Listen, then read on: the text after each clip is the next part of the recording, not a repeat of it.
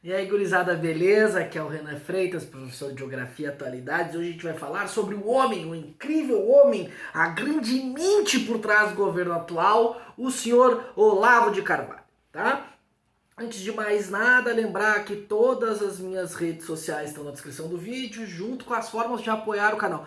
Seria muito legal nesse período de quarentena aí, se tu apoiasse o canal e comprar uma caixa de leite, comprar um cacetinho, né? Comprar frios, para tomar café da tarde, tá? Mas enfim, o que acontece? Saiu uma matéria da BBC, onde eles. Uma matéria muito grande, muito. Eles ficaram 3 horas conversando, a BBC e o Olavo de Carvalho, tá? E nessa matéria tem um monte de coisa, não quero ficar falando sobre cada tópico aqui. Vocês peguem a matéria, se eu me lembrar, eu coloco na descrição, tá? Mas o ponto é o seguinte. Então, uma matéria muito longa, onde o Olavo de Carvalho respondeu tudo e ele é de fato ideólogo no sentido de narrativa do governo Bolsonaro. O que quer dizer isso? É ele quase que pauta a narrativa que daí todos os bolsonaristas começam a falar. E daí a gente consegue ver isso muito no YouTube. O Olavo de Carvalho fala uma coisa e começa a pipocar vídeo daquela galerinha que vocês sabem, né? Bernardo Brown, Alan, não sei o que, e não sei o que. Começa a pipocar vídeos com a mesma narrativa que o Olavo de Carvalho traz. Antes de falar um pouco da entrevista, eu particularmente considero, olha só, agora vai ter tretas, muitas tretas. Eu considero Olavo um intelectual, no sentido da palavra que é o cara que promove o debate público, promove, né? Mas tipo assim, ele é atuante no debate público, ele acaba sendo influente dentro do governo, dentro de pessoas, tipo, porque a função intelectual é essa, é um cara que ele tem que ser influente no que ele fala. Quando ele está no debate público, ele tem que ter um determinado tipo de influência, e isso é inegável que o Olavo de Carvalho tem.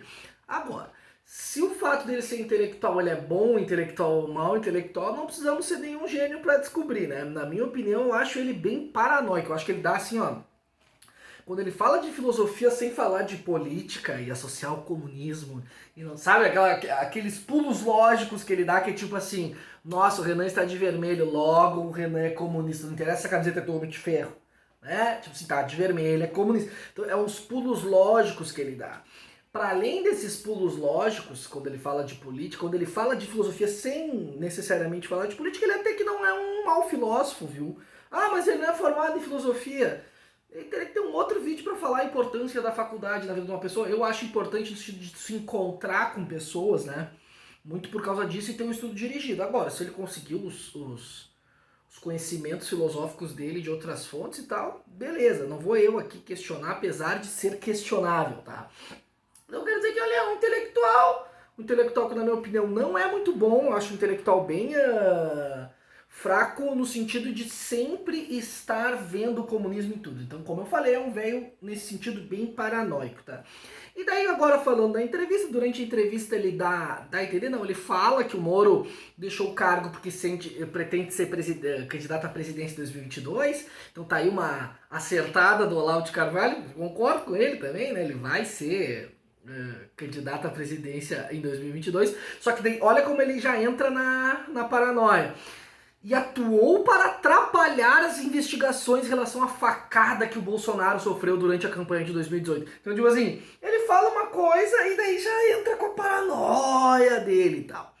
Beleza, né? Não vou. A ideia do vídeo aqui é mostrar o quão hipócrita ele foi ao se tratar de corrupção. Coronavírus a gente nem precisa também falar muito sobre, né? Vocês veem no coronavírus ali o posicionamento dele é contrário à medida de isolamento social. Ele chega a duvidar que está rolando uma pandemia no mundo, ele chega a duvidar da contagem de corpos que estão fazendo sobre o coronavírus, né? Só que daí é engraçado, a matéria até mostra isso, ele é super cético em relação a isso, a isolamento social e tudo mais, mas muito favorável a cloroquina. Então ele duvida, olha como é que funciona a mente desse cara. Ele duvida da doença, ao mesmo tempo que não duvida da cura da doença. É a mesma coisa que tu falar assim, ó, a doença Furcus floris não existe. Nossa, mas se tu tomar copos de Nescau, a doença Furcus floris é curada. Então é mais ou menos assim, ele atua sempre em paradoxo, assim, sempre em paradoxo. Justamente para bugar o cérebro da galera. O 1984 na prática, assim, ele atua muito nos paradoxos. E daí a matéria vai continuando, viu? Falam sobre vários assuntos, até que chega o assunto do Queiroz. E esse é o ponto central aqui do vídeo, talvez da matéria também, porque quando eles começam a falar do Queiroz, o Bolsonaro ele começa a passar, ó, a tia do passapano, e passa pano, e passa pano, e passa pano, porque ele começa a falar o quê? E o PT? Hein? E aquele gifzinho, cara. E o PT? E o Lula? Quando o Lula roubava trilhões, mandando dinheiro pra Cuba, Angola, ditaduras horríveis, Venezuela, isso não era um problema nenhum. Agora o Queiroz virou prioridade da mídia. Tipo, e daí o jornalista continua até que ele pega e fala e dá a entender que existem níveis de corrupção e que um determinado tipo de corrupção é mais aceito do que outro. Então, o Queiroz e a rachadinha é uma coisa que é aceita em relação aos milhões do mensalão, bilhões do mensalão que o governo Lula roubou. Não deixa, não há aquela lógica tipo corrupto é corrupto, né? Então roubou uma bala, roubou uma hidrelétrica, ambos têm que ser julgados perante a lei. Não existe isso. Ele acredita muito na proporcionalidade, mas a proporcionalidade dele é a proporcionalidade dos seus, de quem ele gosta e de quem ele confia, né?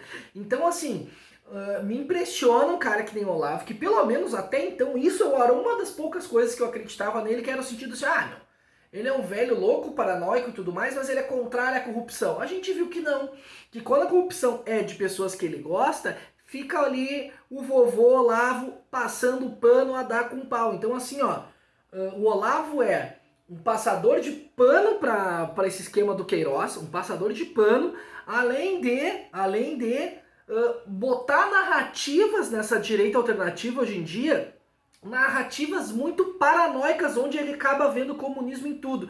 E daí fica assim, ó, cara, eu vou dizer que a culpa não é do Olavo, meu. A culpa é das pessoas que dão valor para um ideólogo desse estilo, que acaba nem sendo um bom ideólogo, ele acaba sendo só paranoico mesmo, né? Dá umas acertadas aqui e ali, dentro desse espectro da direita, obviamente, mas de modo geral o cara, ele baba paranoia. Então é isso que a gente tem que tomar cuidado. Há outros teóricos dentro do espectro da direita, inclusive da direita conservadora, que seriam bem melhor que o Olavo. Eu acho que dentro do debate público não deveria haver espaço para essas conspirações e principalmente não deveria haver espaço para ficar passando pano para quem é corrupto, que é coisa que seu Olavo está fazendo, tá? Enfim, é só um desabafo. Escreve aqui o que tu acha do vovô Olavo. Seria legal que ele visse esse vídeo se um dia, porventura, ele viu o vídeo tipo, olha, Olavo, o pouco de respeito que eu tinha contigo acabou de cair quando eu li essa matéria, tá? Então era isso. Beijo no cérebro de todo mundo. Não se esqueçam e cogitem apoiar o canal e tchau!